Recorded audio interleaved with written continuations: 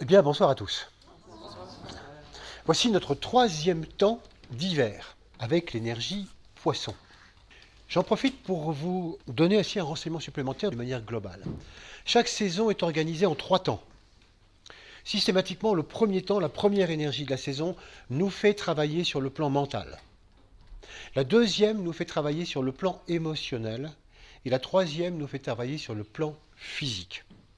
Par exemple, cet hiver, la première énergie, l'énergie Capricorne, nous posait toutes sortes de questions et nous amenait à réfléchir sur le plan, sur le destin de l'humanité, sur nos responsabilités, notre intelligence créatrice. Le deuxième temps, le Verseau, nous amenait aussitôt à travailler sur une qualité fondamentale, l'amour. Et cette qualité fondamentale nous pose généralement pas mal de questions, pas mal de problèmes sur notre corps émotionnel. Parce que quand je dis que le deuxième temps nous fait bosser sur le corps émotionnel, je ne suis pas en train de dire qu'on va faire un travail sur le corps émotionnel directement. Simplement par réaction, par difficulté avec ce qui se passe en travaillant des qualités beaucoup plus essentielles, c'est sûr que le corps émotionnel est mis en difficulté. Mais on ne travaille pas directement dessus. Et puis la troisième qualité, donc les poissons pour cette saison d'hiver, c'est comme si on disait, alors ça y est, tu as bien compris un certain nombre de choses en Capricorne, vous avez bien bossé en Capricorne, vous avez compris la responsabilité, oui. En Verseau, vous avez bien mis en place un petit peu plus d'amour, oui. Et bien troisième temps, les poissons, démonstration. C'est démonstration sur le plan physique. On nous demande tout de suite d'être cohérent et de passer à l'œuvre. On ne s'arrête pas comme ça en l'air, oui j'ai quelque peu travaillé ceci ou cela, non, non, allez, on nous montre. C'est intéressant parce que, vous allez le voir, l'énergie poisson, elle a justement deux aspects qui peuvent paraître contradictoires, mais qui, on va le voir, sont assez complémentaires.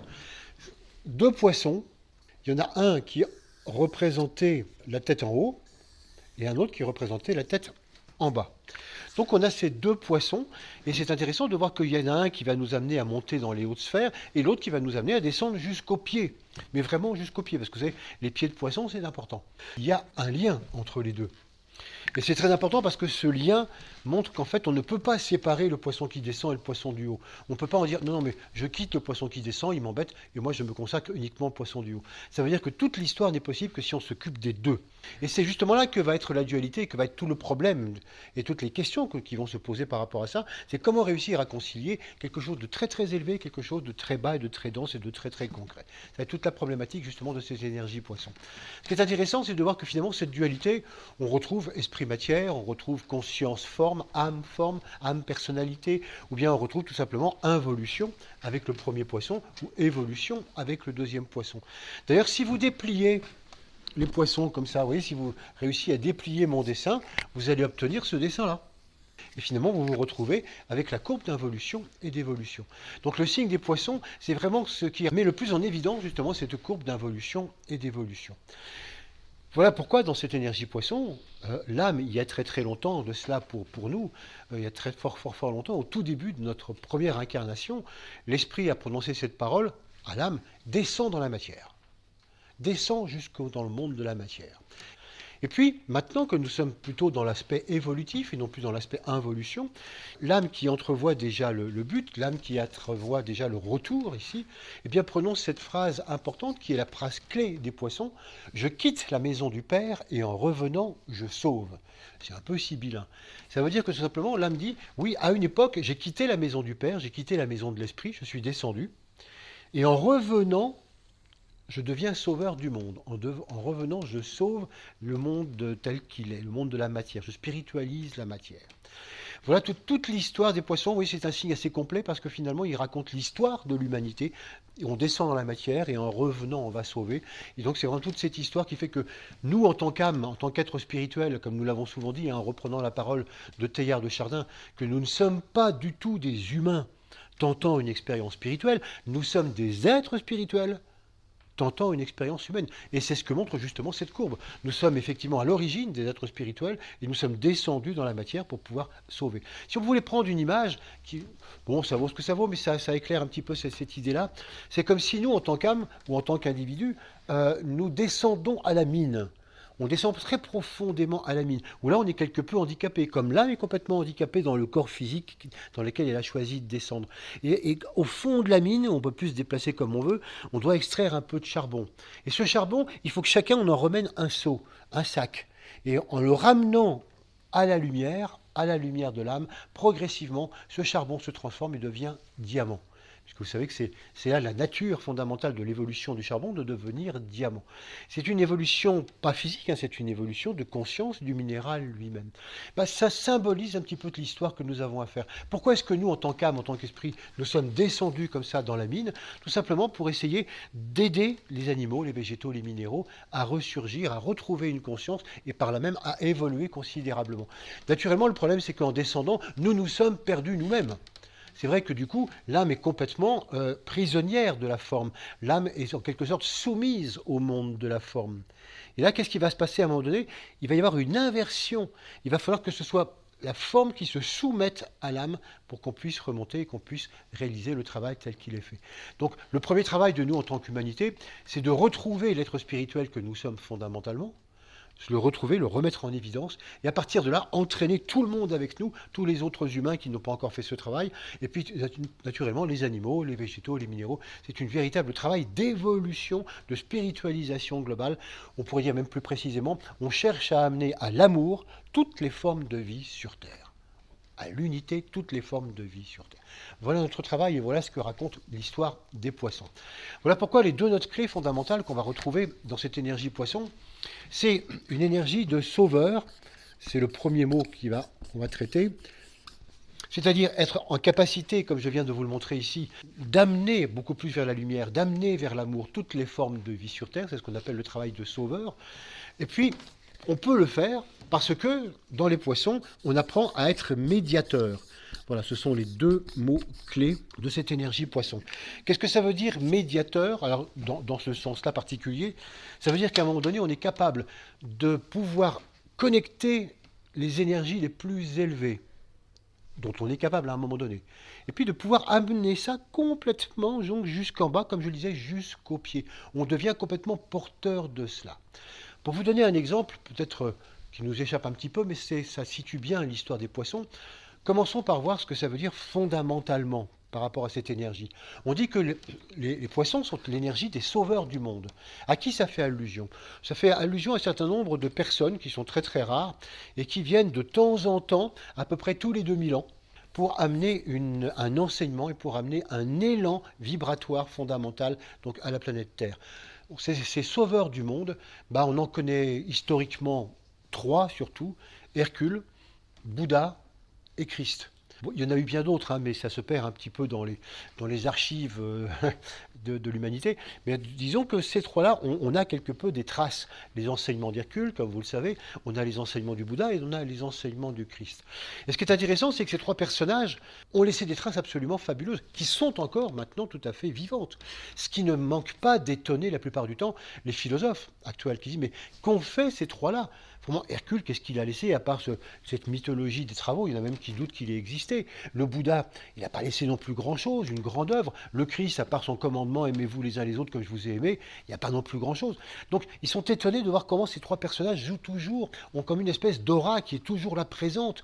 Alors que finalement, il y a tellement eu de serviteurs du monde, il y a tellement eu de disciples importants, aussi bien en Occident, des Socrates, ou en Orient, des Lao Tse, des Confucius, etc. Il y a tellement eu de gens importants qui ont laissé tellement de choses. Pourquoi est-ce que ces trois-là ont une espèce d'aura particulière qui fait que c'est encore valable maintenant et qu'il y a vraiment des choses extraordinaires qui se passent à leur suite? Tout simplement parce que ce ne sont pas des gens qui ont simplement diffusé un enseignement. Ce ne sont pas simplement des gens qui se sont contentés de dire des choses. Ce sont des gens qui ont été totalement habités par l'esprit le plus haut. En eux, l'esprit le plus haut était complètement là présent. C'est l'esprit le plus haut incarné. C'est la perfection incarnée. C'est l'esprit le plus haut descendu, encore une fois, jusqu'aux pieds et présenté à tous. Parce qu'on sait qu'il existe des tas de maîtres de sagesse, il existe beaucoup de monde, mais qui ne travaillent pas d'une manière reconnue, ils sont souvent anonymes. On sait qu'ils existent un petit peu à l'arrière-plan et que les disciples du monde peuvent les contacter, mais uniquement sur le plan mental. Par contre, ces médiateurs divins, qu'on appelle aussi quelquefois des avatars, avatar c'est un mot sanskrit qui veut dire qui vient de très haut, eux, effectivement, ils ont une mission spéciale qui est de se montrer, de se mélanger à tout le monde et ainsi de montrer en quelque sorte leur perfection. C'est comme si chacun d'entre eux était une espèce d'échantillon parfait du plan. Hein, quand on dit que le plan, c'est la spiritualisation de la matière, c'est de réussir à unir complètement l'esprit et la matière, ben, en eux, c'est ce qu'ils ont réalisé. En eux, ils sont une démonstration de cela. Et cette fusion entre esprit et matière est tellement particulière que je compare ça exprès, vous voyez, j'emploie le mot fusion, à la fusion atomique telle qu'elle existe dans une bombe atomique ou bien dans une étoile. C'est vraiment la fusion de la matière, ça provoque un rayonnement absolument extraordinaire que nous on connaît sous la forme donc de bombes atomiques ou bien d'énergie stellaire.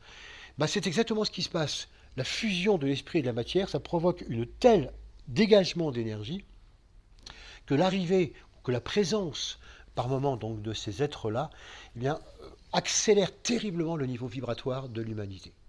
Et pas seulement de l'humanité. Même si on n'est pas capable, nous, de s'en rendre compte encore, on sait très bien que ces gens-là font aussi progresser le monde animal, le monde végétal et le monde minéral, même si pour nous, ça reste un petit peu des suppositions, parce qu'on n'a pas forcément des traces, on n'a pas encore la capacité de percevoir ça.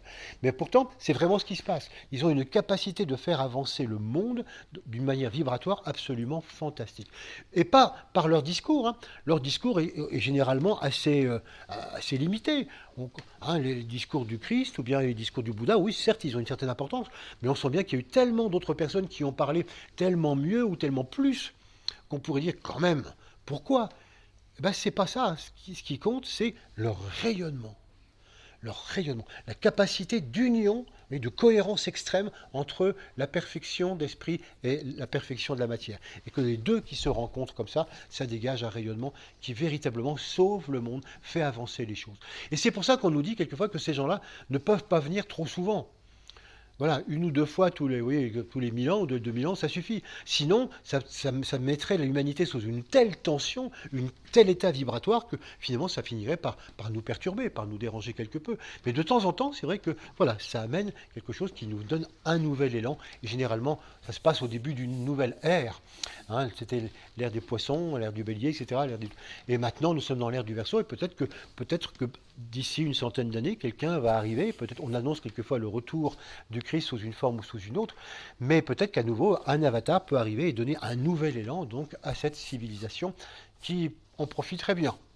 Voilà ce que c'est qu'un avatar. Mais donc cette perfection incarnée, voilà ce qu'est le symbole donc, des poissons. Et vous voyez qu'il sauve le monde parce qu'il est médiateur de l'esprit le plus haut dans la matière la plus dense. Voilà, c'est ça qui permet d'être ça. Donc vous avez bien compris le poisson. Donc voilà, il ne nous reste plus qu'à faire ça ce mois-ci. Je vous souhaite un bon travail. Au revoir. C'est vrai que, vu comme ça paraît ne pas du tout nous concerner. On dit, bon, bah, c'est bien, l'esprit le plus haut, mais si c'est ça les poissons, nous, on en fait quoi? En réalité, c'est ça qui est intéressant, c'est que ces notes clés de médiateur et de sauveur, elles peuvent se décliner, comme toutes les notes clés que nous avons déjà vues, depuis le plus haut jusqu'au plus bas, y compris en inversion et en devenant un défaut, ou en tout cas une déformation. Donc on va essayer de suivre ces deux notes clés et de voir qu'est-ce que ça donne pour nous, puisque, encore une fois, ce que nous cherchons à faire, c'est quelque chose de très pratique.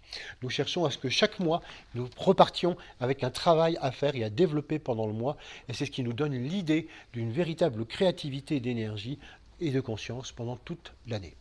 Qu'est-ce qui va nous être proposé donc pendant les poissons? D'être nous aussi, à notre manière, des sauveurs, et puis parce qu'on devient médiateur. Qu'est-ce que ça veut dire pour nous?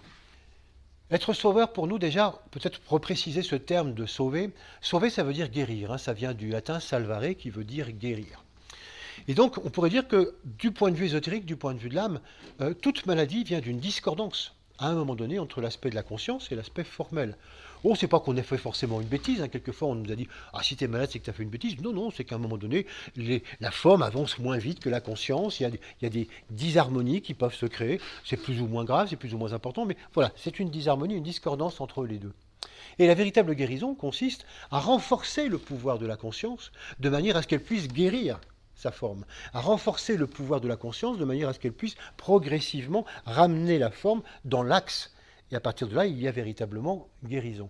Et vous voyez comme je viens de le faire, je viens de procéder du haut vers le bas. Je ne suis pas en train de dire que la guérison, c'est une réparation de la forme. Or, généralement, c'est vrai que quand on conçoit la guérison, on la pense plutôt comme quelque chose qui va du bas vers le haut. Comme si finalement, on partait un petit peu des problèmes, de la maladie, et avec toutes sortes de moyens, on va chercher à ramener ça. Non, la guérison procède du haut vers le bas. C'est très important pour ce qu'on va voir tout à l'heure, parce que c'est aussi la méthode par laquelle nous avons, nous, guérir le monde. Alors, pourquoi guérir le monde, sauver le monde? On ne va pas le faire effectivement à la méthode des avatars. Pour nous, sauver le monde, c'est d'abord en nous, et puis autour de nous ensuite, c'est réparer quelque peu ces discordances, c'est retrouver une harmonie fondamentale, c'est retrouver un alignement entre le monde de l'âme que nous sommes et puis le monde de la forme. Et par conséquent, à chaque fois que nous allons être capables de percevoir en nous une certaine qualité, ce qu'on va nous demander, c'est tout simplement de cette qualité de l'être complètement, et c'est ce en quoi nous allons être médiateurs. On va nous demander d'habiter totalement cette qualité-là, et parce qu'on est cette qualité, d'abord nous, ça nous réaligne, nous, ça nous guérit. Et forcément, comme ça ne s'arrête pas à nous, et comme on est tous reliés les uns aux autres, ça a aussi un effet sur les autres.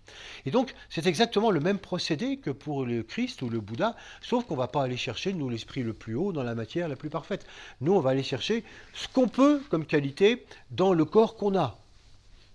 Mais, c'est ce qui est intéressant, c'est de se dire que justement, il n'est pas du tout nécessaire d'avoir la perfection incarné pour pouvoir faire ce travail, et que c'est le boulot de chacun d'entre nous à chaque moment. Ça veut dire que dès que nous touchons une certaine qualité, dès que nous vivons une certaine qualité, et que nous pouvons justement pas simplement dire « oui, je suis un peu canal de cette qualité, je la fais passer ». Non, non, je ne suis pas simplement canal, je deviens cette qualité complètement. Il y a quelque chose d'important qu'on aura l'occasion de revoir aussi, c'est la définition ou la répartition des signes en signes de feu, de terre, d'air ou d'eau. Les poissons sont un signe d'eau. Et dès qu'on rencontre un signe d'eau, on reverra avec le Cancer, avec le Scorpion, c'est toujours une idée de fusion. Quand on est dans une énergie eau, on devient la qualité qu'on travaille. Ce n'est pas quelque chose qu'on fait passer. Quand je fais passer, c'est comme le Verseau, c'est signe d'air. En signe d'air, oui, je fais passer. Voilà, je fais circuler l'information. Ça, c'est signe d'air. Dans les signes d'eau, je deviens complètement ça. Je suis totalement, justement, cet aspect-là. Et comme je le deviens, forcément, je le rayonne autour de moi. Naturellement, cet aspect médiateur, il va se décliner selon différentes qualités. Il est évident que par exemple, si on se laisse aller à notre quotidien, si on se laisse complètement aller à l'émotionnel basique, on est forcément, nous aussi, complètement rempli d'une certaine ambiance. On est rempli de l'ambiance qui règne autour de nous, au boulot, dans la famille, dans la société, dans le monde. Si on va dans un stade de foot, etc., il y a une certaine ambiance dont on devient nous-mêmes complètement pris, etc. On voit bien qu'on a des facilités pour se laisser complètement prendre comme ça par l'énergie ambiante. Et plus on est justement dans ces énergies poissons, plus on a des facilités à être un véritable caméléon. Ça veut dire que quelquefois, on peut, quand on est vraiment nous-mêmes pris dans cette énergie d'eau, que les gens nous disent « mais je ne te reconnais pas ». Quand je t'ai vu, tu étais dans telle ambiance et tu étais comme ça, mais maintenant on te transporte dans telle autre ambiance, mais tu es comme ça, mais c'est pas possible, comment tu fais ? Voilà, c'est simplement une espèce de, on devient complètement le médiateur de ce que l'on touche autour de nous. Ça, c'est l'aspect facile, c'est ce qu'on touche tous les jours. Et ce vers à quoi il faudra veiller ce mois-ci. Attention ce mois-ci, comme les énergies de médiation sont bien là, attention à ne pas se laisser récupérer par tout et n'importe quoi. C'est pour ça que ce mois-ci, on va voir qu'il va nous falloir développer la vigilance et le discernement. Parce que la grande facilité, voilà, c'est d'être ballotté comme ça par les ambiances, par le ça va pas. Ah, ça va bien, ça va plus du tout. Je viens de voir un film d'une tristesse, je suis triste. Ah, je viens de lire un bouquin super, moi je suis super. Vous voyez, comment on peut se laisser aller comme ça ? Sinon, un peu plus haut, vous avez les médiums. Il y a beaucoup de gens maintenant, de plus en plus, qui sont médiums. Là aussi, qui se laissent pénétrer d'un certain nombre de choses. Dans le monde astral, c'est plus ou moins subtil. C'est pas forcément au niveau de l'âme. Ou quelquefois, on est médium d'idées. Là aussi, des idées qu'on perçoit, des idées qui circulent un peu partout. Et donc, on est toujours emprunt à un moment donné de cela. Et puis, on le rediffuse autour de nous. Parce qu'on devient ça, forcément, ça rayonne autour de nous.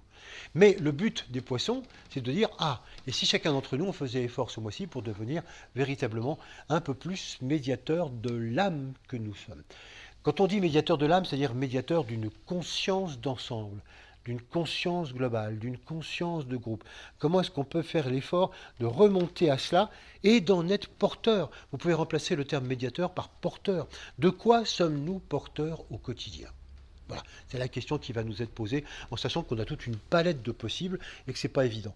Et donc, ce qui va nous être demandé, c'est de dire, voilà, maintenant, si on faisait d'abord l'effort d'être justement porteur de valeurs plus essentielles, peut-être vous souvenez-vous de ce que vous avez vécu en Capricorne, en Verseau, peut-être avez-vous progressé d'un tout petit point, et bien on vous dit, voilà, en Poisson, c'est le moment de se souvenir de cela, d'être porteur de ces qualités. Si vous dites, alors moi, j'ai rien travaillé en Capricorne, Verseau, enfin, du coup, je m'en souviens pas, est-ce que c'est trop tard ? Non, peu importe. Vous vivez bien maintenant un certain nombre de qualités, et le tout, je vous dis, c'est de le percevoir et de se sentir empli et du coup de pouvoir rayonner cela donc, autour de soi. Naturellement, au quotidien, c'est pas si facile que ça. Naturellement, au quotidien, il va y avoir des dualités qui vont surgir. Voilà pourquoi on pourrait dire que dans cette énergie poisson, il y a deux planètes qui vont être particulièrement donc, importantes et qui vont aussi symboliser nos deux poissons. Nous allons avoir tout d'abord la planète sur le niveau ésotérique, donc sur le niveau de l'âme. On va avoir la planète Pluton. Pluton avec le rayon 1. Et sur le plan exotérique, sur le plan de la forme, sur le plan personnel, on va avoir Jupiter avec le rayon 2. Qu'est-ce que ça veut dire? Ça veut dire que d'un point de vue fondamental, la planète Pluton transmet cette énergie du rayon 1. Si vous ne connaissez pas cette énergie du rayon 1, c'est très important parce que c'est une énergie de volonté-puissance. C'est une énergie, lorsqu'on la travaille, lorsqu'on cherche à la vivre, lorsqu'on cherche à la rayonner, c'est une énergie d'affirmation de ce qui doit être. Travailler le rayon 1, c'est entendre voilà ce qui doit être. Voilà quel est le plan. Voilà quel est le dessein. Quelquefois, on l'appelle le rayon de la volonté divine. Voilà ce qui doit être, et ce n'est pas autre chose. C'est un rayon qui ne tergiverse pas. C'est un rayon qui ne connaît pas la négociation. C'est ça, un point, c'est tout. Tu le fais pas, mais c'est ça. Une puissance d'affirmation extraordinaire. Et donc, c'est ça qu'on va devoir travailler, c'est cette planète des poissons. Il faut donc que vous reteniez bien que ce mois-ci, c'est la planète du rayon 1. Il va falloir qu'on arrive à affirmer, et on va voir un certain nombre de choses qui vont être affirmées, à affirmer le plus puissamment possible, à notre manière. C'est ça qui me paraît essentiel maintenant. Et c'est énorme, parce que plus vous l'affirmez, plus ça va s'engrammer en vous, ça va faire de l'effet. Et plus vous l'affirmez, plus ça va faire de l'effet sur tout ce qui n'a plus lieu d'être, tout ce qui n'est pas en accord avec ce plan, tout ce qui n'est pas en accord avec cette énergie. Voilà pourquoi on le reverra tout à l'heure, les poissons sont une énergie extraordinaire d'épuration. C'est une énergie de libération. C'est une énergie où on fait le ménage de printemps. Mais pas directement, pas en se disant « tiens, j'ai tel ou tel défaut, il faut peut-être les éliminer ». Non, non, en affirmant véritablement l'essentiel pour nous. Si je réussis à affirmer, quel qu'il soit, si j'affirme vraiment cet essentiel qui est à ma portée, je dis « je suis ça ».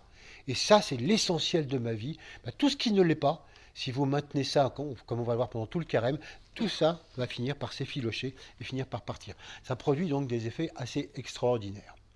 Naturellement, pour pouvoir faire ça, ça va nous demander une vision claire. Ça va nous demander de faire des choix précis. D'où le titre de la conférence, choisir c'est mourir un peu. Parce que si nous faisons des choix précis, tout ce qui ne va pas dans l'ordre de ces choix, ben oui, il y aura peut-être des petites morts à vivre, ou en tout cas des épurations. Et ça devra donc tout ça aussi s'exprimer par une pensée tout aussi claire que nous pouvons l'imaginer dans notre vision. Naturellement, ça c'est la perception du poisson qui monte. Ça c'est vraiment l'essentiel. C'est la planète ésotérique, c'est Pluton, rayon 1. Mais le poisson qui descend ne va pas l'entendre cette oreille. Et les oreilles de poisson, là aussi, c'est important. Et naturellement, lui, il va tout à fait partir avec autre chose. Il va se servir d'une autre planète, une planète donc sur le plan inférieur, qui va être Jupiter avec le rayon 2. Alors là, oui, mais je sais, vous allez me dire, ça va pas du tout. Jupiter, on l'a vu le mois dernier avec le rayon 2, c'était la planète fondamentale justement du Verseau. Il était à cet emplacement-là. C'était la grande planète qui nous a fait travailler l'amour pendant tout le mois du Verseau. Eh oui, c'est ce qui est passionnant dans l'astrologie, c'est que selon l'emplacement où se trouvent les énergies, elles font travailler des choses complètement différentes. Donc dans le Verseau, Jupiter et le rayon 2 étaient la place fondamentale, nous amenant à travailler l'amour. Là, il témoigne de l'aspect du poisson qui descend, il va nous amener à travailler ou à mettre en évidence tout l'aspect affectif, tout l'aspect émotionnel, tout l'aspect amour personnel, qui n'a plus rien à voir avec l'amour fondamental dont il est porteur lorsqu'il se trouve placé à d'autres endroits. Et donc là, il est porteur justement du poisson qui descend. Et le poisson qui descend, il aime les formes. La personnalité qui n'aime pas trop les changements, les bousculades, etc. Elle aime bien toute cette ambiance. La personnalité, le poisson qui descend, il adore être médiateur de l'émotionnel, de l'affectif, de bien manger, d'être bien, d'être dans le confort, c'est sympa et tout. Et puis pourquoi tout bousculer? Bon, c'est bien, c'est ça aussi la vie. Comment est-ce qu'il maintient, lui, cette position-là? Oh, bah c'est très clair, si j'ose dire, en n'étant pas clair. Comment le poisson réussit à rester dans le flou? En n'y voyant pas clair du tout. En essayant de mélanger les niveaux, d'un certain point de vue, on peut dire ça, mais d'un autre, on peut aussi dire ça. Ça dépend où on se place. Vous voyez, comme... Donc, du coup, je n'y vois pas très clair. Qu'est-ce que tu choisis? Mais pourquoi faut-il choisir? Mais non, je prends tout. Là, je prends tout, et puis j'aime tout, et puis aussi bien l'âme que la forme, etc. Tout ça, ça me paraît important. Pourquoi est-ce que j'affirmerais quelque chose de particulier? Donc, comme je choisis rien, il n'y a rien qui s'élimine. Mais ta pensée est-elle claire? Non, ma pensée, elle est très claire. Voilà, je garde tout. Voilà, parce que c'est bien comme ça, c'est confortable. Oui, exactement l'inverse.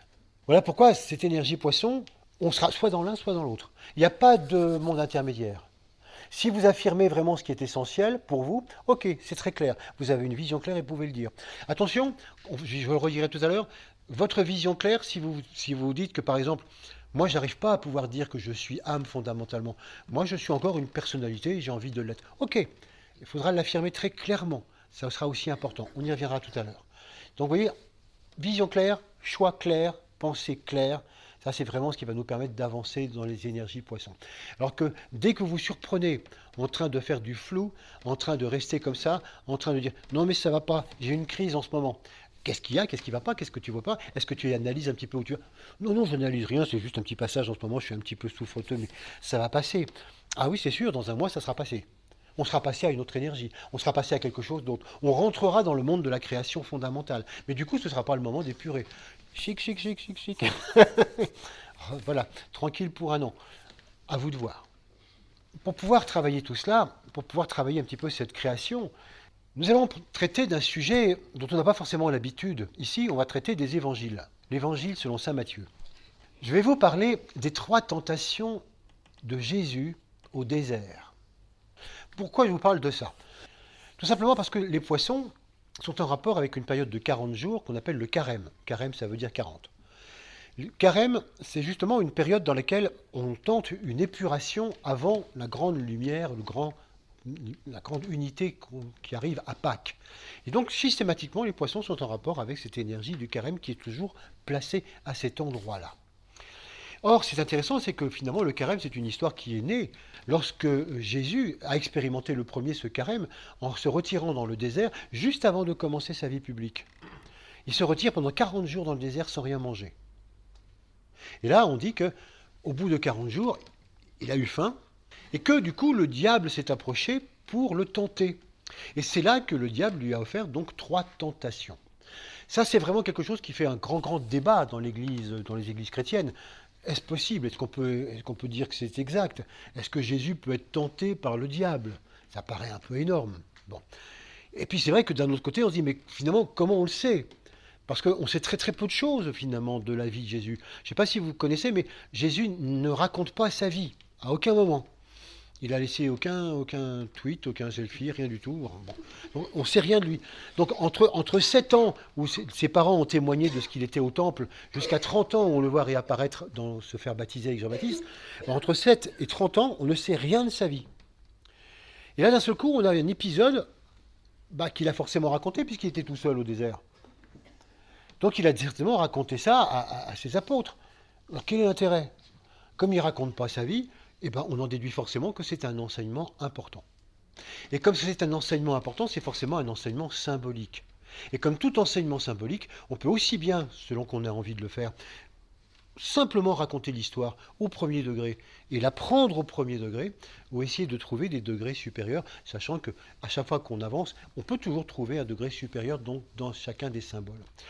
Les chrétiens se sont souvent contentés de rester au niveau de l'histoire, de l'entendre telle qu'elle est. Pourtant, il y a beaucoup de choses à voir. Par exemple, le mot tentation. Mais quand on parle de tentation, nous avons tellement de siècles d'églises chrétiennes derrière nous, qu'aussitôt on voit les limites, le péché.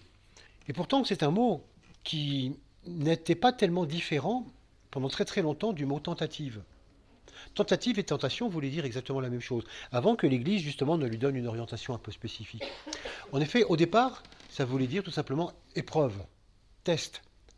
C'est un moyen de tester, c'est un moyen d'éprouver un certain nombre de choses, de voir si tout est au point. On pourrait donc dire que les 3 tentations de Jésus dans le désert, c'est simplement 3 épreuves, 3 tests qu'il se met à lui-même avant de commencer sa carrière publique.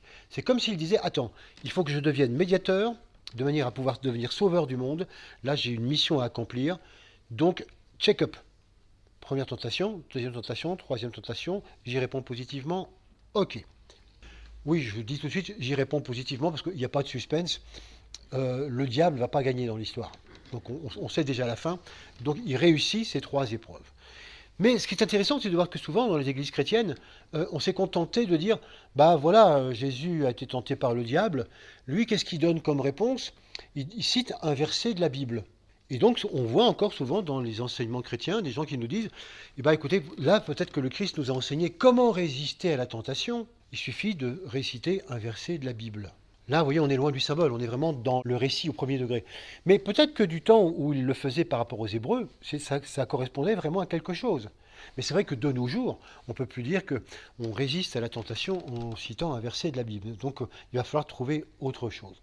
Essayons de voir maintenant ces 3 tentations et qu'est-ce qu'elles veulent dire pour nous. Et en quoi elles peuvent nous aider à résoudre la problématique médiateur-sauveur. Première tentation, le diable arrive près de Jésus et lui dit, puisqu'il a faim, « Si tu es fils de Dieu, ordonne que ces pierres deviennent des pains. » Et Jésus cite effectivement un passage de la Bible en disant, « Sache que l'homme ne vit pas seulement de pain, mais de toute parole qui sort de la bouche de Dieu. » Maintenant, comment est-ce qu'on prend ça pour nous? Naturellement, nous, on va tout de suite intérioriser la chose. Et on va simplement se rendre compte que si tu es fils de Dieu, ça veut dire, en clair, si tu es âme. Si nous sommes âme. Et la présence du diable, c'est tout simplement la partie inférieure en nous. Donc on va tout de suite intérioriser le dialogue entre nos 2 poissons que nous sommes. Donc nous étions au dialogue intérieur entre les deux. Nous sommes à la fois le poisson qui descend et le poisson qui monte. Nous sommes l'âme et nous sommes la personnalité. Nous sommes donc les 2 aspects. Et donc finalement, ce qui va se passer dans les tentations du Christ et dans les 3, il faut que vous entendiez à chaque fois que c'est notre dialogue intérieur entre notre partie âme et notre partie du moi séparé, ou en tout cas momentanément séparé, et qui joue sa partition. C'est le poisson du bas, le diable, donc, qui dit, si tu es fils de Dieu, bah, si tu es âme, ordonne que ces pierres se changent en pain. Ça veut dire quoi pour nous? Ça veut dire que nous, à partir du moment où nous nous reconnaissons âme, quand on commence à dire, c'est évident, je me sens relié à cette âme. On dire que je suis âme à 100%, évidemment non, je ne suis pas dans ce contact, même si je suis sûr que je suis âme, mais en tout cas, je sais que ma nature profonde, elle est là. Quand je commence à affirmer cela, il y a le poisson du bas en moi qui dit, c'est bien, mais alors du coup, on va pouvoir en tirer des avantages. Si tu es âme, bah peut-être que ça va nous apporter un certain nombre de choses importantes, des avantages matériels. Mes affaires vont mieux marcher. Si je suis âme, au niveau affectif, je vais être un petit peu plus amour, donc là aussi, peut-être que ça va marcher un petit peu mieux. Si je suis âme, il est évident que je vais avoir une meilleure santé, et ainsi de suite. On a une certaine tendance à dire que ben voilà, le fait d'être âme va avoir des retombées matérielles. Et ça, c'est plutôt intéressant. C'est à noter que c'est quelque chose qui était autrefois extraordinairement puissant. Quand on revient aux religions d'autrefois, que faisaient les gens par rapport à Dieu? Ils n'avaient que des demandes matérielles. C'était très clair. Depuis les témoignages qu'on a dans la Bible du peuple juif dans le désert, c'était simplement qu'est-ce que nous apporte Dieu? Est-ce qu'il nous occupe de nous? Est-ce qu'il va nous donner un territoire? Est-ce qu'il nous défend? Est-ce qu'il nous fait tomber tous les jours la manne pour qu'on puisse se nourrir? Bref, Dieu est là pour subvenir aux besoins de l'homme. On s'est aperçu que ça continuait. On faisait des sacrifices aux dieux depuis très longtemps pour qu'ils nous apportent la pluie, des bonnes récoltes, pour qu'ils nous apportent la fertilité, pour qu'ils nous apportent ceci, cela. Et ça continue. Il y a encore énormément de gens qui prient Dieu pour avoir des avantages en nature. Mais quand on est âme, c'est quelque chose qui tend à devenir de plus en plus subtil. Dieu n'est pas fait pour ça, puis de toute façon, je suis Dieu, du moins je suis parcelle de Dieu en tant qu'âme, et donc je ne prie pas mon âme pour qu'elle m'apporte des choses. Bien que quelquefois, quand je suis bien malade, j'essaye quand même d'avoir quelques petits avantages en nature. On rêve que le fait d'être âme ait un impact comme un plan dans notre vie matérielle. Et ça, cette tentation, c'est ce qu'on appelle la tentation du matérialisme spirituel. Quelle est la réponse de l'âme que nous sommes, la réponse de Jésus? Elle est intéressante parce qu'elle prend justement en compte les 2 poissons. Jésus, notre âme, ne dit pas « je ne m'occupe absolument pas de ça, je ne veux même pas le savoir que ça existe ». Non, non. L'homme ne vit pas seulement de pain, mais de toute parole qui sort de la bouche de Dieu. Ça veut dire que l'âme dit, ok, on est 2, on est double. Il y a une double vie.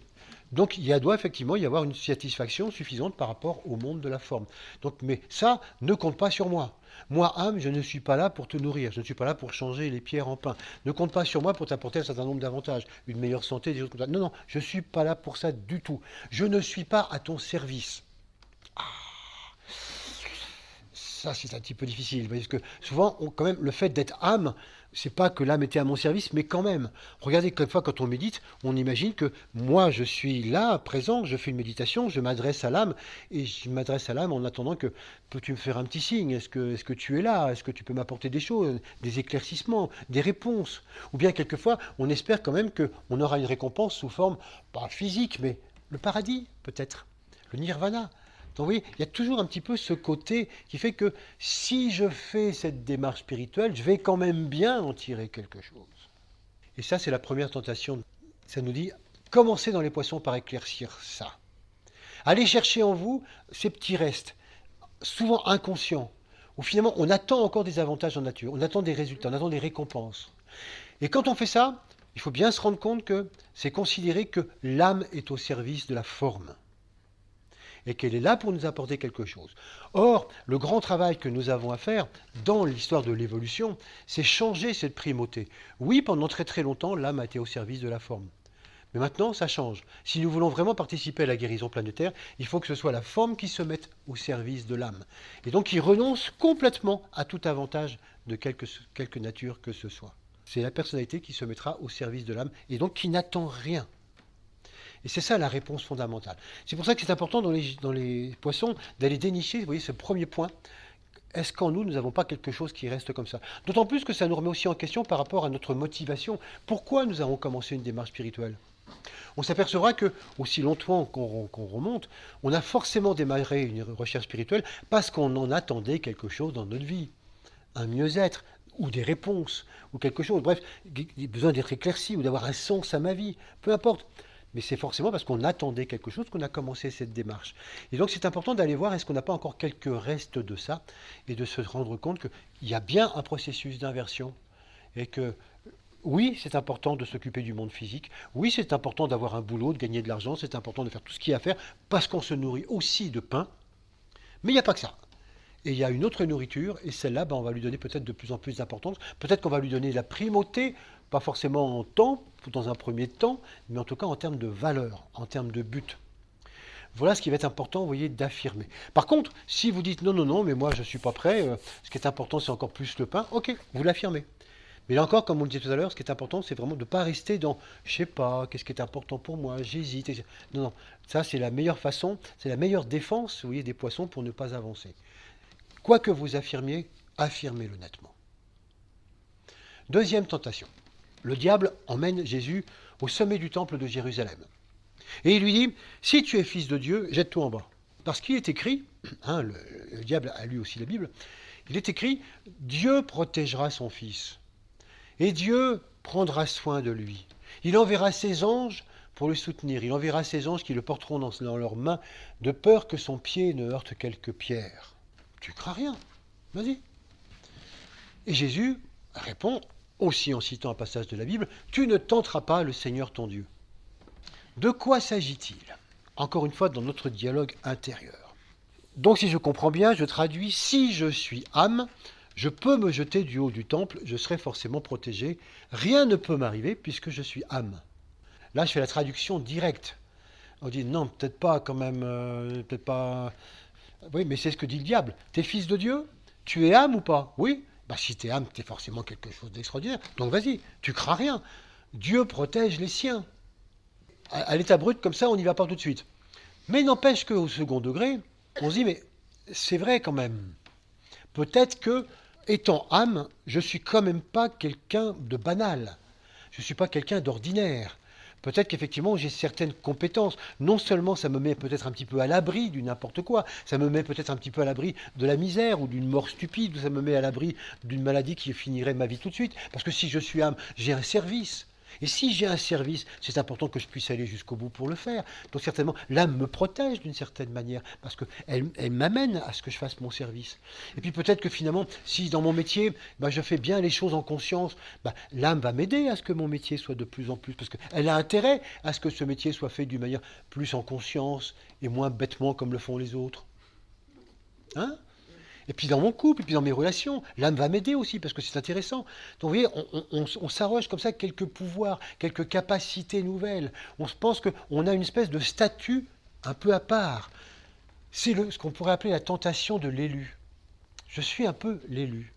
J'ose pas me le dire comme ça, hein, mais quand même, par rapport à tous ces gens qui ne savent pas qui sont âmes, etc., à qui il arrive des tas de choses. Moi, je crois que je me suis élevé un petit peu au-dessus de tout ça, donc il ne peut pas m'arriver les mêmes problèmes, les mêmes choses. Quand je vois tous ces gens qui se bagarrent, qui se battent, qui se débattent avec l'émotionnel, je pense que voilà. Oui.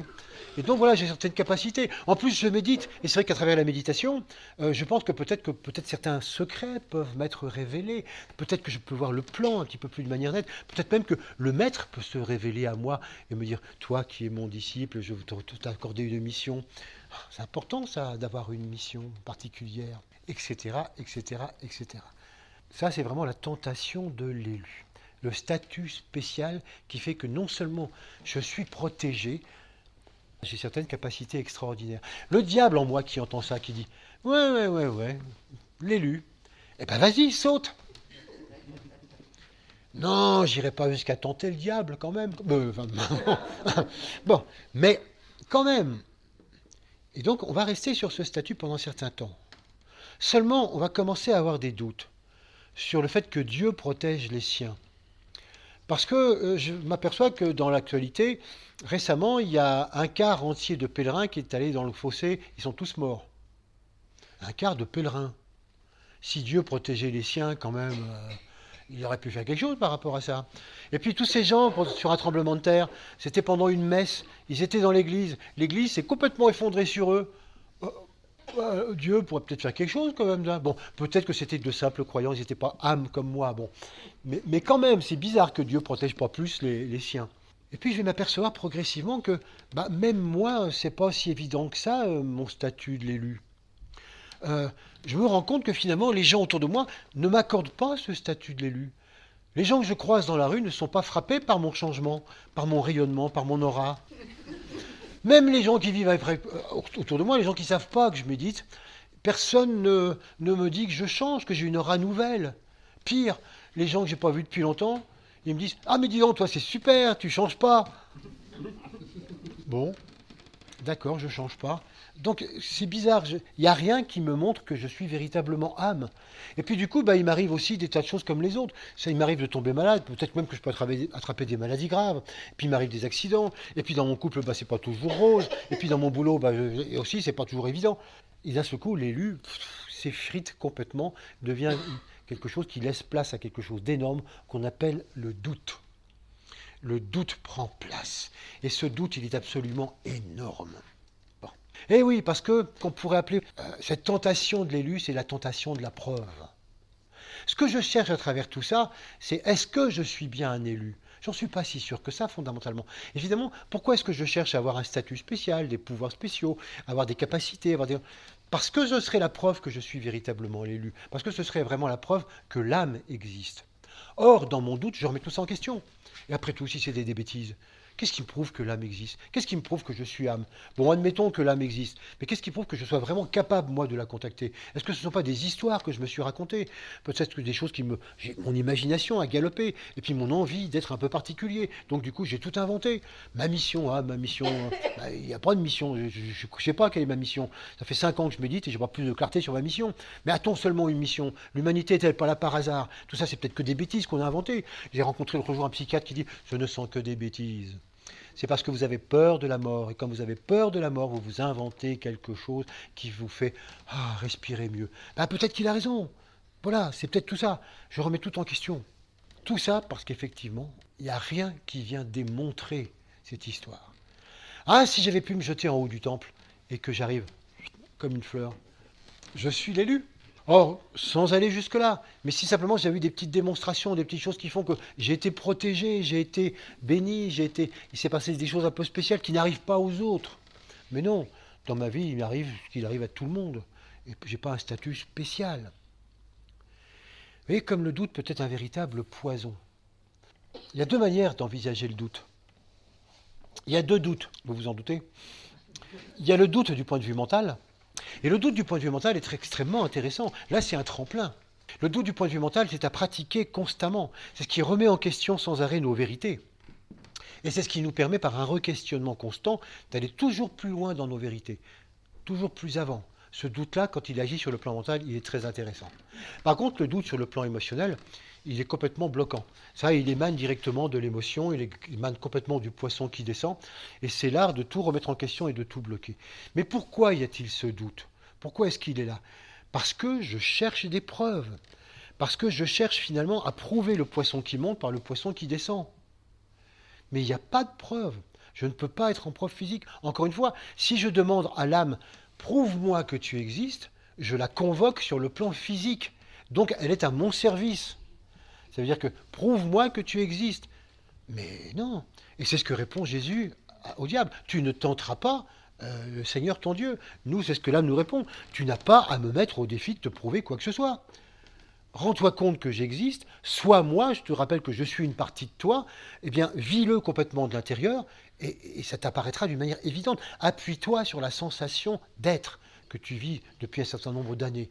Appuie-toi là-dessus, et que ce soit vraiment ton point de départ. Mais ne me convoque pas, ne m'oblige pas à te prouver quoi que ce soit. C'est me rendre complètement dépendant de toi. Et on reste toujours dans cette même dépendance qu'on avait au temps de l'involution, alors que le temps de l'évolution, c'est se libérer complètement donc, de cette servitude. Alors il faut qu'on s'appuie sur l'âme que nous sommes. Et c'est vrai que quelquefois, quand on dit s'appuyer sur l'âme que nous sommes, on dit « ouais, mais c'est quoi l'âme que nous sommes ?»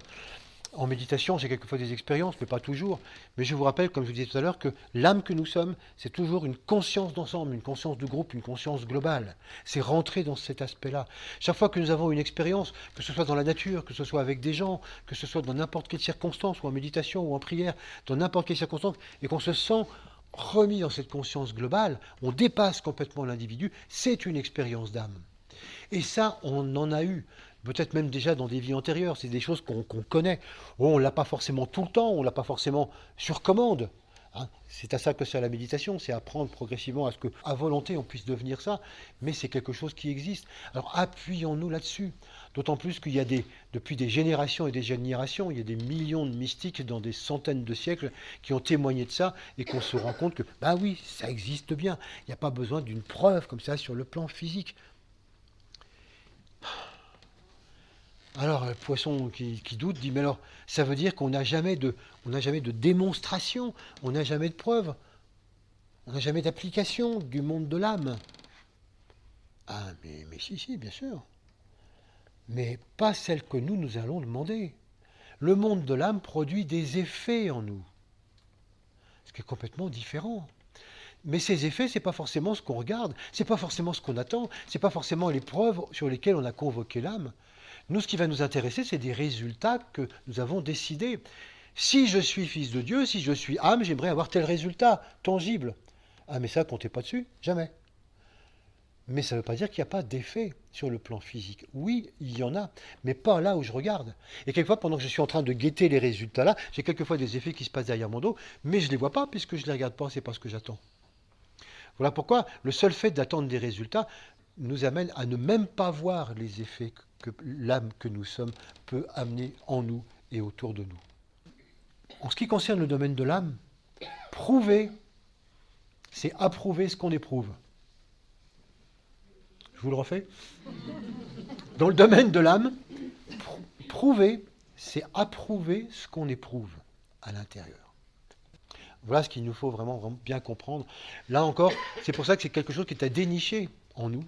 Réussir à voir que nous avons vraiment à nous appuyer et affirmer si oui ou non nous sommes âme. Est-ce que nous considérons cela? Encore une fois, je vous le disais tout à l'heure, dire « je suis âme », ça ne veut pas dire que vous l'êtes consciemment, totalement, et que vous avez totalement atteint ce niveau-là. C'est un objectif, c'est une définition, c'est un but. Je suis âme et je compte bien devenir de plus en plus cette âme. C'est pour ça qu'on dit on devient ce que l'on est, progressivement. Du coup, je n'attends aucun statut spécial. Je n'ai pas à mettre l'âme en résultat, en démonstration. je n'ai pas à la défier. J'ai à me rendre à ce qu'elle est. C'est une autre histoire, c'est une autre démarche et c'est une autre façon d'être. Voilà la deuxième affirmation par rapport donc à la deuxième tentation, la deuxième épreuve donc, que nous passons. La troisième épreuve, appelée la troisième tentation, le diable emmène Jésus au sommet d'une haute montagne. Et du haut de cette haute montagne, il lui montre l'ensemble des empires du monde. Et puis il lui dit, voilà, tout ceci m'appartient. Et si tu te prosternes et que tu m'adores, je te donne tous ces mondes. Et là, Jésus lui dit, en arrière, Satan, il est écrit, tu n'adoreras qu'un seul Dieu et tu ne serviras que lui. Là, on se dit quand même, là, Satan, il y va fort. Espérer que Jésus se prosterne, s'agenouille devant lui et l'adore, là, c'est un peu bizarre. Bon. Et puis, quand on y réfléchit, on se dit, mais en fait, pourquoi pas, après tout? Si effectivement, tous ces mondes appartiennent à Satan, et qui dit, si tu te prosternes un instant devant moi, là, comme ça, en privé, personne ne le saura, et que je te donne tous ces mondes, et que d'un seul coup, tous les mondes appartiennent à Jésus, on a atteint le but. Le monde est spiritualisé. Non, ça, c'est faux calcul. Ça ne marche pas comme ça. Tout à l'heure, je vous disais que le diable, c'était vraiment la partie séparée en nous. C'est la partie du moi séparé du monde de l'âme. C'est le poisson qui descend. C'est notre parole intérieure quand on n'est pas du tout relié, quand on a perdu le contact avec l'âme que nous sommes. Bon. Diable, il faut savoir que ça veut dire division. Ça veut dire séparation. Donc dès qu'il s'agit de diable, c'est toujours un côté séparé qui est montré.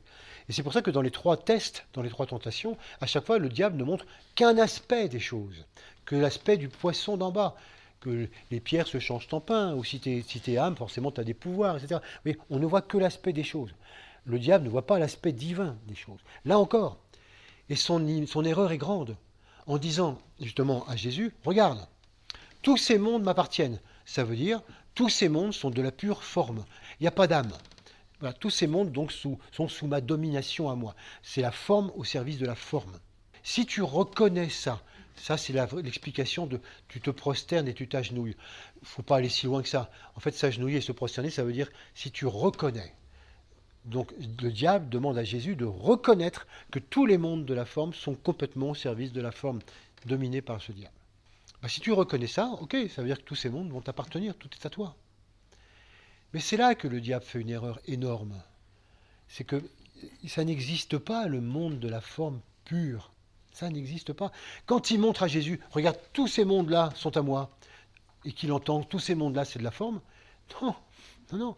Tous ces mondes-là sont déjà à Jésus. Car la forme n'existe pas en tant que telle. Dès qu'il y a forme, il y a une âme.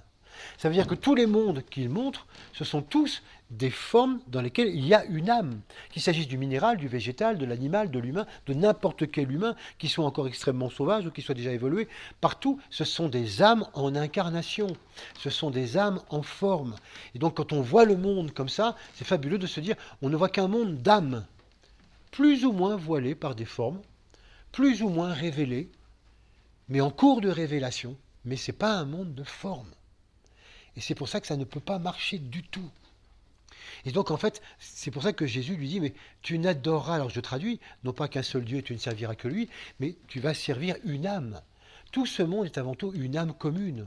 Et finalement, si on veut faire évoluer cela, si on veut faire avancer les choses, on va servir cette âme commune. Et c'est en faisant avancer l'âme commune qu'on va réussir à travailler. Qu'est-ce que ça veut dire pour nous du point de vue sauver et être médiateur?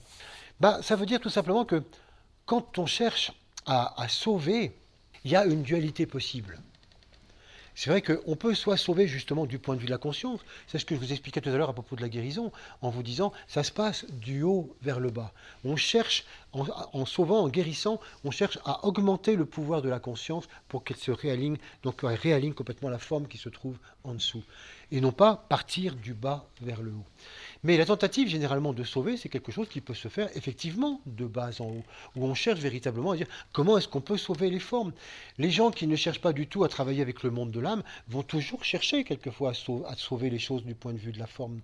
Mais c'est justement le problème. Voilà pourquoi la troisième épreuve, la troisième tentation de Jésus, c'est de dire attention, en tant que sauveur, il faut qu'on conçoive bien que notre travail, c'est d'âme à âme. C'est le fameux sentier de la main droite que nous avons vu ces 2 derniers mois.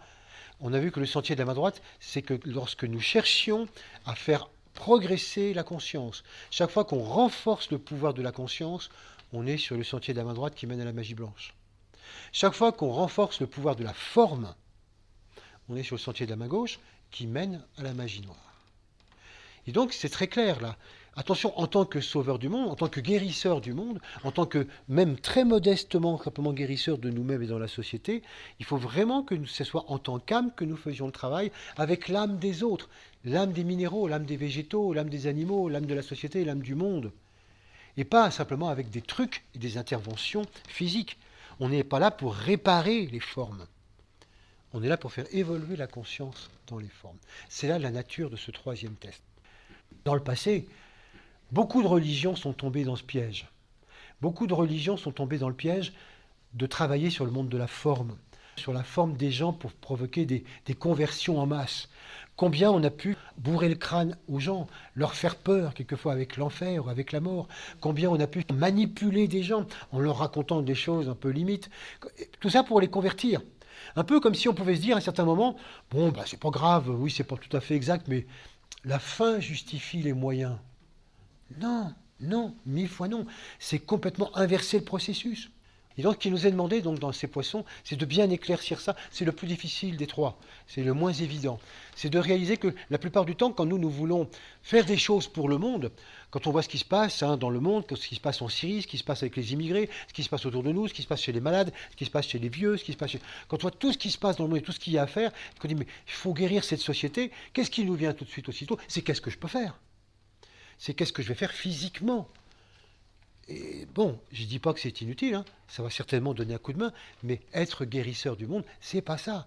C'est en conscience comment faire évoluer les choses pour que les choses bougent. C'est là que ça va être important de le réaliser.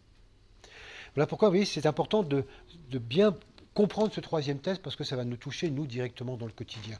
On pourrait réaliser ça en réfléchissant à une phrase que nous utilisons quelquefois en parole et puis souvent en pensée. Et cette phrase, c'est quand on fait quelque chose pour les autres, c'est quand on dit « c'est pour ton bien ». Si je fais ça, c'est pour ton bien. Souvent, on ne le dit pas, hein, mais on le pense.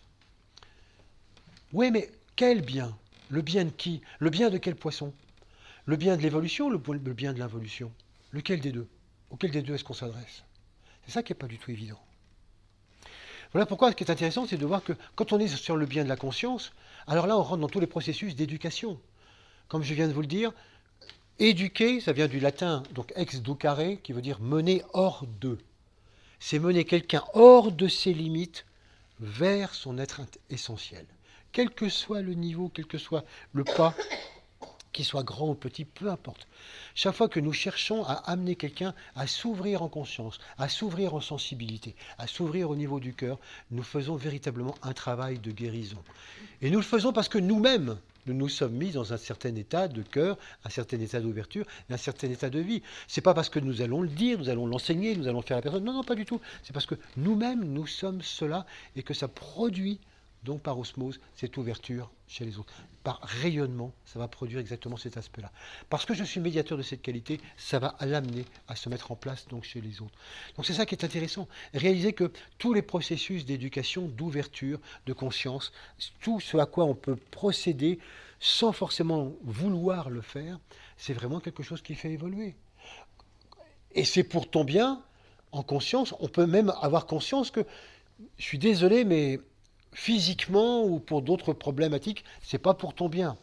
Ça veut dire que toi qui ne te posais pas de questions, maintenant que tu vas t'en poser, bah, tu rentres un peu dans les affres de la dualité. Maintenant, toi qui étais bien tranquillement dans ton confort, ça va peut-être plus être aussi confortable. Toi qui finalement maintenant, bah, tu vas peut-être avoir des épreuves, tu vas peut-être plus savoir où aller, peut-être que tu vas plus supporter ton boulot ou la manière dont tu le fais. Bref, c'est vrai que le fait d'entrer un peu plus dans cette conscience, mine de rien, tu vas entrer aussi dans un certain nombre d'épreuves. Mais je sais que ça fait partie de l'évolution et que c'est pour ton bien en conscience. Et je ne ferai rien pour t'éviter l'épreuve. Ça fait partie de la leçon, ça fait partie de l'histoire. Toutes les épreuves, y compris la maladie, ça fait vraiment partie des choses qui nous enseignent le plus. Ce sont là aussi des tests, ce sont des tentations, ce sont des épreuves. Si on dit, tiens, il paraît que tu as compris quelque chose, montre-nous. Tiens, une petite merde au boulot. Tiens, un petit problème affectif. Tiens, un petit problème comme ceci. Tiens, etc. Vas-y, montre-nous. Parce que avant d'être capable de pouvoir sauver le monde, il faut déjà être capable de pouvoir répondre à des petits tests autour de soi. Commençons déjà par avoir une certaine efficacité autour de nous avant de vouloir prétendre faire des choses pour le monde. C'est là qu'on est testé véritablement. Donc ces épreuves, on sait qu'on ne va pas l'éviter aux autres. On peut les aider, on peut les accompagner, on peut les soutenir, mais surtout pas faire le travail à leur place, surtout pas éviter justement l'épreuve. Vous savez, c'est Nietzsche qui disait « Tout ce qui ne me tue pas me rend plus fort ». Ben, on va faire encore plus fort que Nietzsche. Même ce qui me tue me rend plus fort. Parce que d'une incarnation à l'autre, c'est évident que ce pourquoi on a été tué, ce pourquoi on est mort, ça fait partie aussi des enseignements. Comment on vit sa mort, et on le voit, les personnes âgées autour de nous ou des gens qui vivent d'accidents, comment on vit sa mort est une extraordinaire leçon et ça nous rend plus forts pour la vie d'après. Donc toute épreuve est vraiment quelque chose qui nous fait avancer de plus en plus. Mais si je choisis de servir la forme, si je dis c'est pour ton bien au niveau de la forme, si je m'inquiète surtout du monde des formes, il faut que tu sois bien, il ne faut pas que tu aies de problème, il ne faut pas que tu aies de douleur. Hein, on fait ça surtout avec nos enfants. Si je pouvais éviter la douleur à mes enfants, si je pouvais éviter les problèmes à mes enfants, si je pouvais faire leurs devoirs à leur place, si je pouvais faire que chaque fois qu'il y a un truc grave, ce soit moi qui le prenne et pas eux. Et des fois on se dit on le ferait bien, mais quelle erreur. Là c'est pour leur mal en conscience. Oui mais c'est pour leur bien physique. D'accord, c'est un choix. Pour leur bien physique ou leur bien en conscience? Pour les maintenir dans l'involution ou pour les amener progressivement vers l'évolution? Et donc c'est un problème grave que par exemple de très nombreuses assistantes sociales, quel que soit le niveau, je prends ça comme un terme générique, tous les assistants sociaux se posent la question, comment assister les autres? Si c'est simplement assister et disons c'est pour leur bien au niveau physique, et puis rien d'autre, je fais tout ce que je fais au niveau physique, mais rien d'autre, ben c'est pas ça, c'est pas évolutif. Par contre, si j'accompagne ça de quelque chose en conscience, si moi-même je donne un coup de main au niveau physique, parce que sinon il faut bien qu'ils s'hébergent, il faut bien qu'ils aient à manger, il faut bien qu'il y ait quelque chose, mais pour moi ça s'accompagne d'une ouverture en conscience, parce que je suis quelque peu habité moi-même par ces qualités de cœur. Il y a quelque chose qui se passe, et il y a peut-être une discussion, ou il y a une phrase, ou il y a quelque chose en plus. Alors là, oui, c'est pour leur bien, non seulement physique, mais aussi en conscience. C'est évident que les deux ne sont pas incompatibles. Vous imaginez quelqu'un qui se noie... et qui dit « Au secours, sauvez-moi !» Ah non, non, je suis désolé, moi je ne sauve pas les formes. Voilà.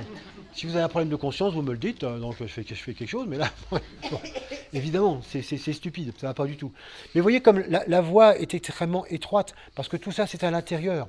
Entre quelqu'un qui dépanne uniquement du point de vue de la forme et quelqu'un d'autre qui le fait et qui fait le même acte, mais habité par une autre conscience, habité par une lumière intérieure, par un amour intérieur qui rayonne à travers lui et qui s'accompagnera d'une phrase ou de quelque chose, ou simplement d'une présence un peu spéciale qui vraiment amènera non seulement le bien pour la forme, mais le bien pour sa conscience, c'est vraiment pas forcément visible de l'extérieur.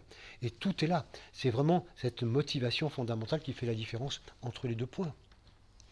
Voilà ce que l'on a à faire, vous voyez, dans ce travail. C'est ça qui est important à prendre conscience, c'est finalement nous avons à travailler essentiellement à l'évolution du monde en tant que conscience. Notez bien que l'évolution technique, l'évolution du monde physiquement, n'est pas du tout incompatible. Hein. Simplement, c'est pas le but, mais c'est l'effet. On s'en aperçoit maintenant dans le monde, comment il y a des gens qui reviennent maintenant à l'agriculture avec un autre état de conscience, ou qui viennent à l'industrie avec un autre état de conscience, ou des gens qui viennent vraiment qui font toutes sortes de métiers avec d'autres états de conscience, et combien, du coup, ça modifie totalement le métier, ça modifie complètement la façon de faire, ça modifie complètement jusqu'au pied, jusqu'en bas. C'est pas en partant d'en bas, non, non, c'est en remontant, et forcément ça va jusqu'en bas. Ça veut dire que le monde change à partir du changement de conscience. Et ça, pour nous, oui, c'est très important d'affirmer ça, de réussir à se dire, voilà, il faut que je me rende compte qu'on est tenté tous les jours de n'agir que en tant que forme et de penser qu'il faut changer les formes pour que les formes du monde changent. Non, c'est surtout dans notre capacité d'être et d'habiter plus de lumière, plus d'amour, plus d'unité, et d'être cela au quotidien. Et c'est cette capacité de tenir ça qui fait que le monde change progressivement. Voilà donc les 3 points fondamentaux qui sont à travailler donc, pendant cette énergie poisson. Donc, pour se résumer, ce mois-ci, qu'est-ce que nous avons à travailler? Donc, si jamais vous vous en souvenez, ou c'est intéressant à rechercher, qu'est-ce que vous avez travaillé en Capricorne? Peut-être un point qui vous a semblé important en Capricorne, un point important en Verseau, ça veut dire vraiment pour montrer que mentalement et qualitativement, il y a quelque chose. Retrouvez ces points-là et cherchez à dire, ça, il faut vraiment que je le devienne. Il faut que je devienne ça et que je l'habite complètement au niveau du quotidien. Si vous ne retrouvez pas ça, peu importe. Vous pouvez très bien repartir sur une qualité qui vous semble maintenant importante et dire, voilà, il y a ça et c'est ça que je vais chercher à incarner. Si vous l'incarnez pendant 40 jours, 40 c'est vraiment symbolique, mais pas tant.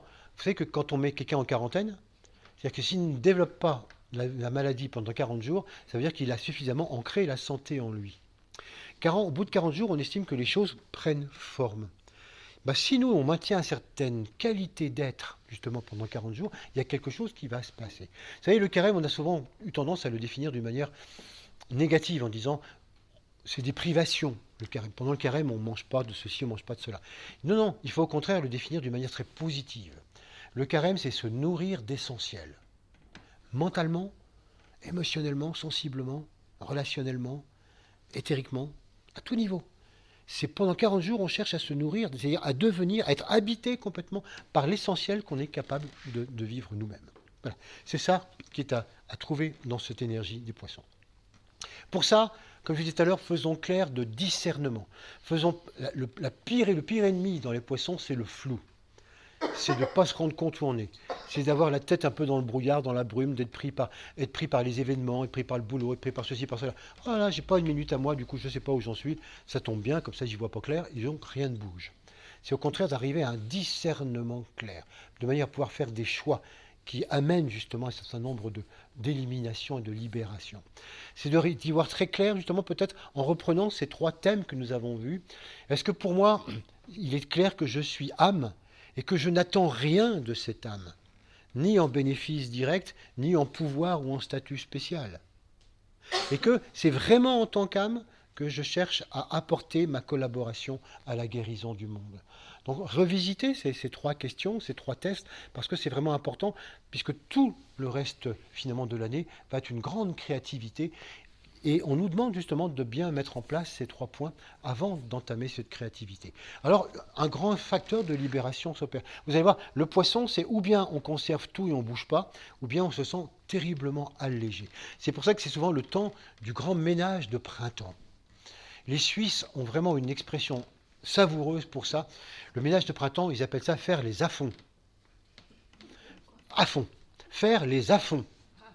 Tu fais les choses à fond. C'est pas un simple ménage. Voilà. Et donc faire les à-fonds, je trouve que c'est vraiment intéressant pour nous parce que vous voyez, c'est pas simplement comme ça, tiens, on nettoie de petites choses, c'est vraiment on revoit tout. Parce qu'on affirme l'essentiel, on affirme ce qui doit être, on affirme ce qui pour nous paraît vraiment fondamental à partir de notre vision claire. Et du coup, effectivement, ça nous libère d'un certain nombre de choses superflues qui n'ont plus lieu d'être. Des vieilles idées, des vieilles habitudes, des vieilles émotions, de toutes sortes de choses qu'on conserve depuis longtemps là. Mais vous voyez que cette libération est exigeante. Elle nécessite absolument une vision claire. Le pire ennemi, justement, c'est l'inconscience. Si on reste dans l'inconscience, il n'y a aucune libération. Ça demande d'être présent à l'être en permanence et d'habiter cet être. C'est ça qui va nous éclairer dans notre quotidien. Et bien, je vous propose de méditer là-dessus.